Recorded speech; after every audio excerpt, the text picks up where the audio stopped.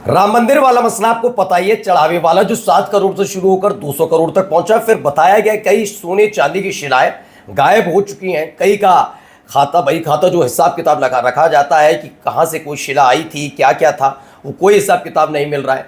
आनंद फानन में कोई एफआईआर नहीं हुई। सबसे पहले क्या किया गया, एसआईटी गठित की गई, ये तमाम चीजें हुई, बहुत सारी चीजें। फिर बीच में खबर आने लगी जो एसआईटी की रिपोर्ट है उसके मुताबिक कोई दोषी है ही नहीं। वो बात अलग है कि बाद में बताया गया कि ऐसा नहीं है। दरअसल अभी तक तो योगी आदित्यनाथ को एसआईटी की रिपोर्ट तक नहीं दी गई। ये तमाम चीजें चलिए मुख्यमंत्री को नहीं दी गई, लेकिन अब एसआईटी की रिपोर्ट सौंप दी गई है। इसकी तस्वीर बाकायदा खिंचवाकर भिजवाई गई कि देखो देखो मिल गई है एसआईटी की रिपोर्ट। लेकिन जिनको एसआईटी की रिपोर्ट सौंपी जा रही है, फिर बोल रहा हूं सुनिएगा, जिन्हें एसआईटी की रिपोर्ट सौंपी जा रही है वही वाले अधिकारी फिलहाल खुद राम मंदिर का जो ट्रस्ट है ना उसके मेंबर है। कहा था ना अभी एक साधु थे, वो कह रहे थे किससे कहा जाए, किससे कहा जाए कि जांच कराइए, कार्रवाई कीजिए। जो जांच करेंगे कार्रवाई करेंगे वही इसमें शामिल है। उन्होंने इस तरह का बयान दिया था। आगे खबर क्या है वो भी आपको दिखाऊंगा। योगी आदित्यनाथ के सामने खड़े होकर सवाल किया जा रहा है कि अमूमन आपने देखा नहीं होगी जो तस्वीर आज आपको दिखाने जा रहा हूं। इतना बड़ा एक घटनाक्रम घट गया और आज भी ये देखने को मिल रहा है कि पूरे तमाम जितने भी न्यूज चैनल है वो इस पूरे मसले पर साधने की कोशिश कर रहे हैं। जैसे नीट वाले मसले पर धर्मेंद्र प्रधान के नाम पर मोदी सरकार को साधने की कोशिश करते हैं, वैसे इधर किया जा रहा है, ये हो रहा है।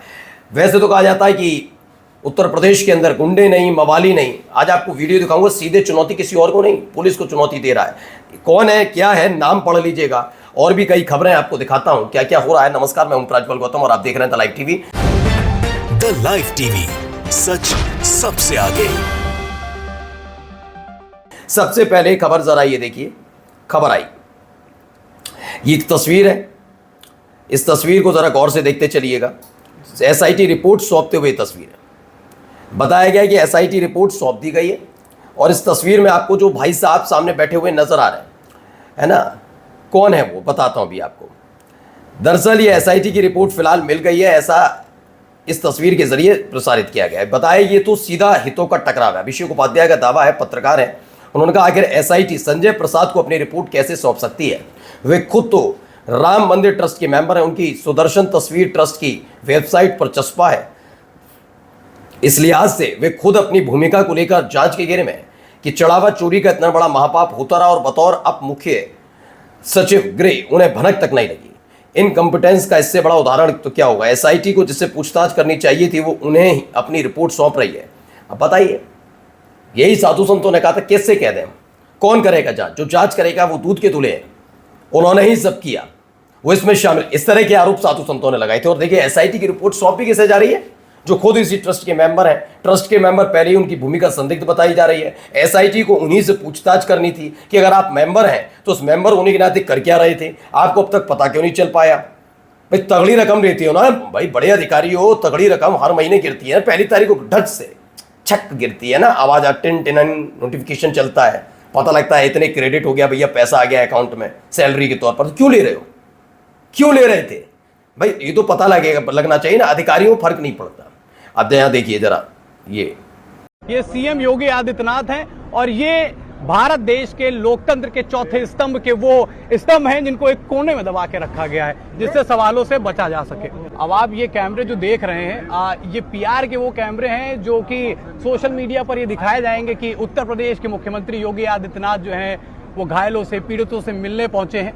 लेकिन जिनको सच में जवाब देना चाहिए वो यहाँ पर खड़े हुए हैं, इतनी दूरी है।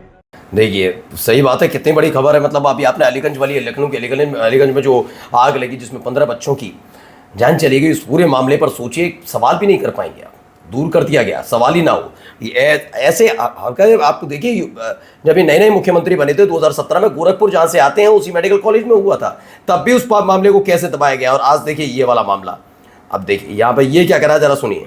मैंने अरे भाई दरोगा तो एक चीज बोली, एक मेरे लिए बुशर्ट, एक मेरे लिए पैंट, मेरे लिए जूता सफेद कंपनी के कपड़ा और एक चश्मा 1100 रुपया को उन मेरे ला के दे जाओ, कोई लड़ाई ना मेरी, नहीं तो बहन मैं कुत्ता बना दूंगा पुलिस वालों को।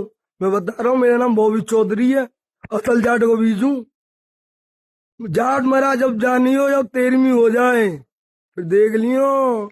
बाबूलाल ने कुत्ता बना दे, रोड पे पुलिस वाले मारे डर डर के, और दम होता है अंधेरे में खड़े मैं थोकम पकड़ भी आओ मैं तो भाई जेल जाऊंगा देख जी बैठे हो बराबर थोकम बैठे हूँ मैं और तुम्हारा दम हो है पुलिस वाले की में तुम वो लेके जाओ और मुंह कोई नेक दर्द ना भयो।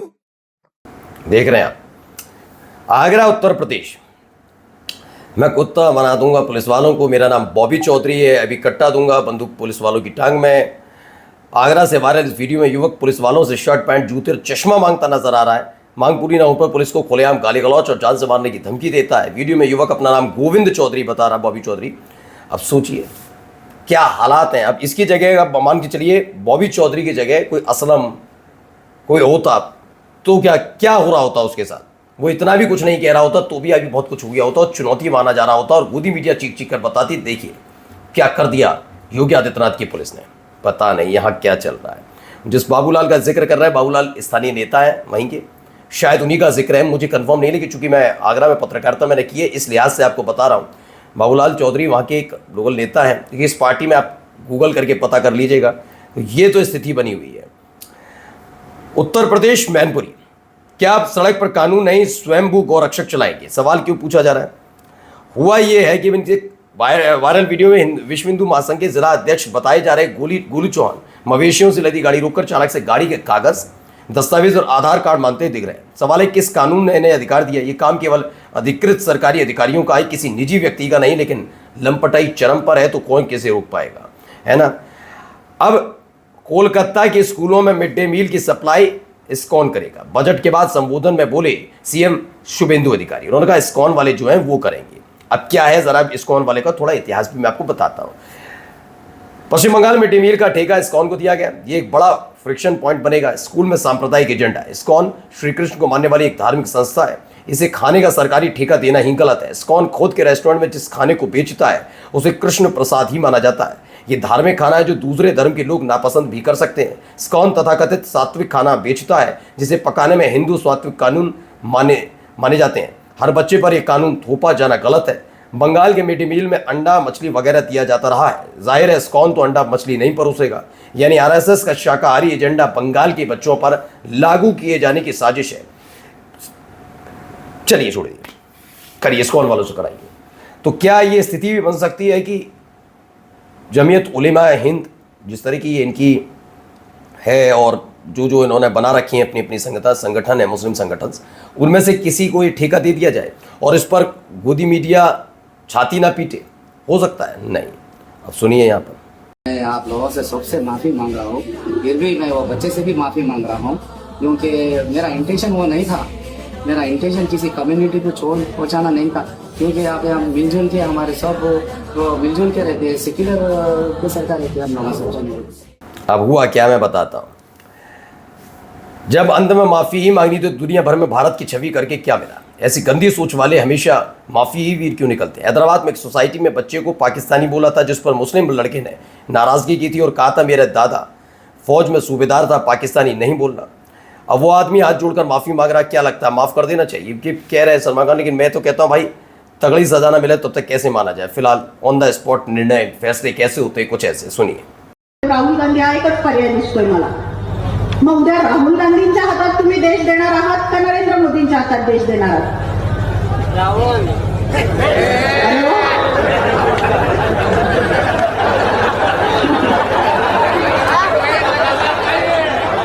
अब पूछ रही थी मैडम जी, कोल्हापुर में बीजेपी की नेता हैं, वो पूछती हैं आप देश को राहुल गांधी के हाथों में देंगे या नरेंद्र मोदी के? जवाब आ गया राहुल गांधी। तो मैडम जी झेप गई कि सोचा कुछ था हो कुछ और गया। नमस्कार।